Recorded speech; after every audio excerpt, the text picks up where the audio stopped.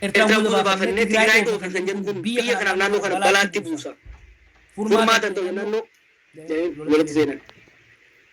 Tigraay isin booda itti fayyadamanii darbuu barbaada warra Eertiraa. Biyyi biranni qodaa miti itti fayyadamtee kan darbitu. Haalositti qabata. Humnoonni kaabaa isaan jedhan Amaaraaf Tigraay fi Eertiraan dhiibee kan wal taasise abiyyi bara. Humsi isaanii isa defensive pact. Halkanii guyyaa bakka waraannetti billaan qaafata oola. Amaaraas dhabama godhuu barbaada. Tigraayis cabsuu barbaada. Eertiraas liqimsuu barbaada. Kanaaf garaagarummaa walii jidduudhaa qaban. Walii jidduudhaa qaban. Jaalatanii osoo hin ta'in dirqamanii akka isaanii tokko ta'an godhe.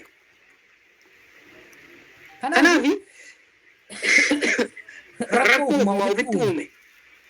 Har'a guuza naa bayaa kan jedhu guuza godhuudhaaf dantaas faayidaas irraa argannu hin qabnu jechuu sirna kanaaf. Maaliif sirna kanaaf guuza bahuun Oromoo waa lama dhabsiisa. Maa isaan geegaa lammisaa. Osoo akka ammayyaatu kana guuza baanee fi dhaqee injifatee dura deebi'ee kan cabsu Oromoodha.